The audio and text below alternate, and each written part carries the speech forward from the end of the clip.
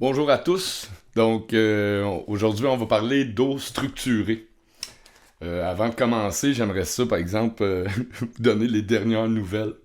Donc, pour ceux qui avaient manqué le dernier cours, hein, gentil, méchant, gentil, méchant. Ok, ça va être plus simple à expliquer comme ça pour les enfants.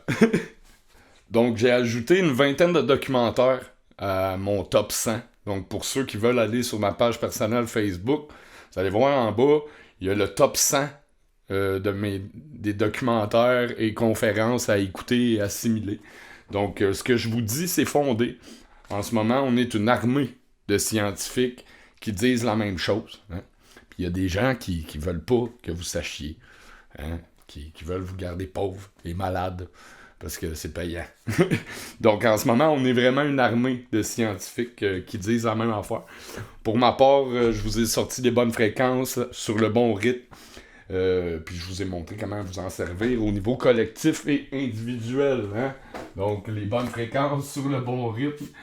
432 Hz à 72 BPM. C'est le nombre d'or. C'est bon? Yes sir. OK. Je vous ai aussi laissé sur ma page 44 capsules vidéo qui expliquent tout ça, qui sont disponibles en un seul clic sur la page Conscience collective et universelle, hein, et la chaîne YouTube. Puis je les ai mis sur ma page personnelle. Fait que là, je suis partout, là. Ils peuvent pas les effacer. De toute façon, je les ai dans 3 disques durs.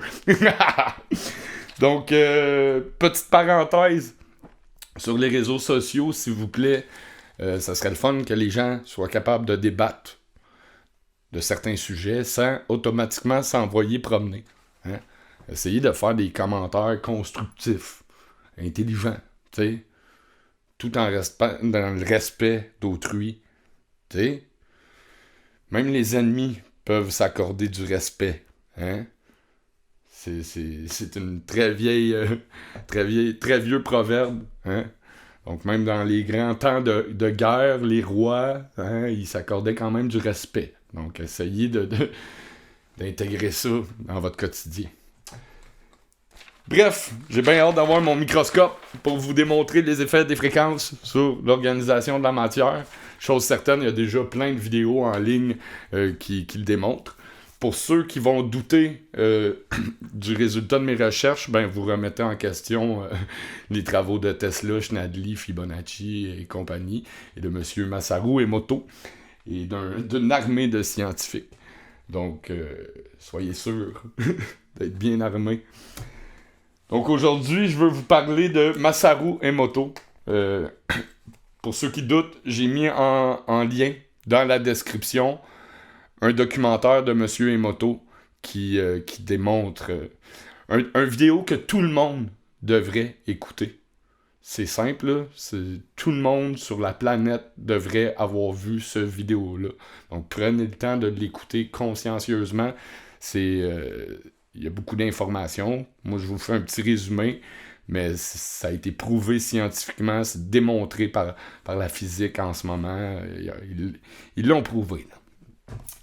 Donc, l'eau structurée.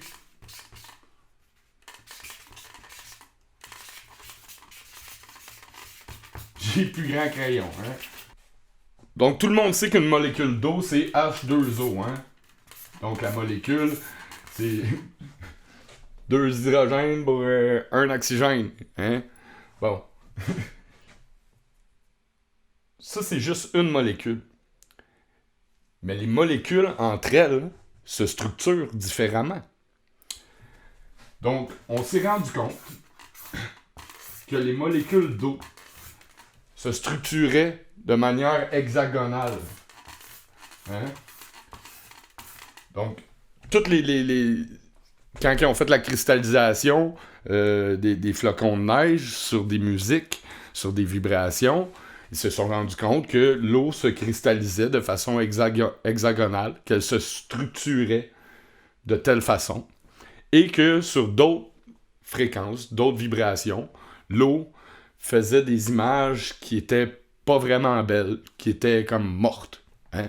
qui étaient peu riche en énergie. C'était de l'eau qui déshydrate pas, qui n'hydrate pas. C'est de l'eau qui est pas vivante. Donc, une seule structure d'eau hexagonale peut contenir 444 000 tables d'information. Ce que ça veut dire, c'est que l'eau, une fois qu'elle se structure, elle peut contenir de l'information. Comme un disque dur d'ordinateur. Les molécules d'eau enregistrent. Ils ont de la mémoire. Donc, comme une pellicule, une bande d'enregistrement. Comme votre mémoire cellulaire, la mémoire génétique. Donc, c'est pour ça, à l'époque, ils versaient de l'eau dans des vases d'argent. Donc, les vases d'argent influençaient la structure de l'eau, selon l'environnement qui l'entoure. Donc, quand l'eau est en contact avec la lumière, la pensée, les sels minéraux, elle coule en serpentin dans les ruisseaux, ben, elle enregistre l'information qu'il y a autour d'elle. Donc, ils ont fait plusieurs tests à savoir qu'est-ce qui influençait le plus la structure de l'eau. Donc, ils ont essayé avec des champs magnétiques, de l'électrostatique, des ondes, des vibrations et des émotions humaines. Puis, ils se sont rendus compte que ce qui influençait le plus la structure de l'eau, c'était les émotions humaines et la pensée. Plus que l'électrostatique et que les champs magnétiques. Donc, c'est très important ce qui se passe là. Vous savez, l'eau, c'est très fort, hein? C'est la souplesse dans sa rigidité, autant que c'est souple, fluide, autant que ça peut fendre une roche. À l'époque, ils mettaient de l'eau dans les craques de roche pour faire casser les roches. Hein? Lorsque l'eau, elle gèle, elle prend de l'expansion. Puis ça, c'est quelque chose qui va à l'encontre des lois de la physique. Puis ils n'arrivent pas à l'expliquer. Parce que d'habitude, quand quelque chose est soumis à des températures assez basses, ben ça rétrécit ou ça se contracte. Tandis que l'eau, elle, se dilate. Donc la planète est faite à 72% d'eau. Votre corps est fait à 72% d'eau. Hein? Donc la structure selon laquelle elle s'organise, la structure moléculaire, c'est en fait l'alphabet de l'eau. C'est elle qui contient l'information, et puis d'une structure à l'autre, elle contient de l'information différente. Donc l'eau du robinet, elle se promène dans des tuyaux, elle se fracasse dans des angles droits. Hein? Donc, elle se fracasse de manière chaotique. Donc, quand l'eau arrive à votre robinet, il n'a aucune symétrie. Elle n'a aucune structure.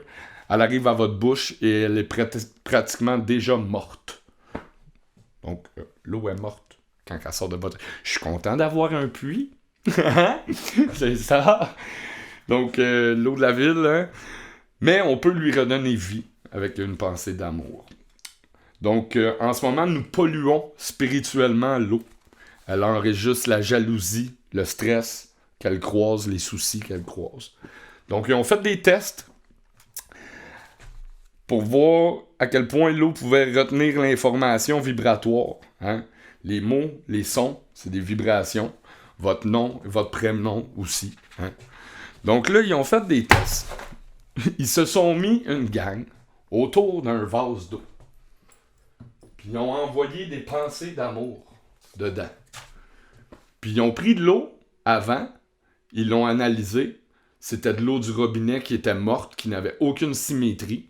Puis là, ensuite, ils ont pris cette eau-là, ils l'ont mis dans un vase. Ils se sont tous assis, 5-6 personnes autour, puis ils ont envoyé des pensées d'amour dans cette eau-là, de gratitude. Ils lui ont dit merci. Puis ils l'ont analysée par la suite, puis ils se sont rendus compte qu'elle avait repris vie et qu'elle se structurait de manière géométrique, hexagonale. Donc, on peut redonner vie à l'eau en envoyant des pensées d'amour dedans. Hein? Donc ici, tu vois, tu peux écrire des mots comme gratitude, santé, amour. Ça ici, c'est mon nom en hébreu. Hein? Maël. Malki. Ouais. Fait que là, ils ont envoyé des pensées dedans. Ça y est, je fais de l'eau bénite. Ça y est, là, fait que là, tu vas prendre tes bouteilles d'eau, puis tu vas écrire des beaux mots d'amour, puis tu vas y envoyer de l'amour, puis elle va reprendre vie. C'est pété pareil.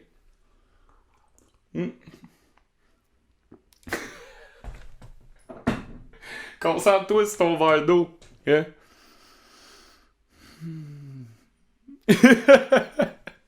Ça y est, on fait de l'eau bénite. Donc le but, c'est d'avoir de l'eau qui est structurée, hein? Qui fait des belles formes hexagonales. Mais là, comprends-tu que si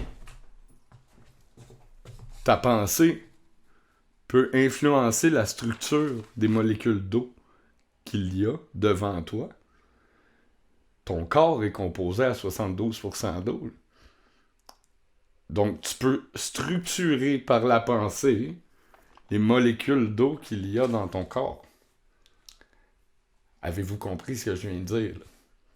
C'est quand même important. Là.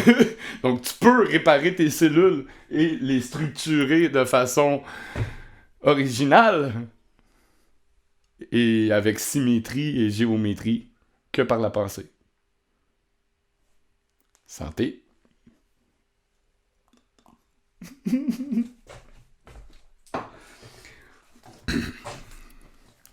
Donc, c'est ça. C'est ça qui est ça. Donc, la musique est l'architecte, le chef d'orchestre de la nature, de la matière et des mathématiques qui nous entourent. Évoquez des belles pensées, faites des belles structures, faites vos propres recherches. En vous souhaitant une merveilleuse semaine. Rock on!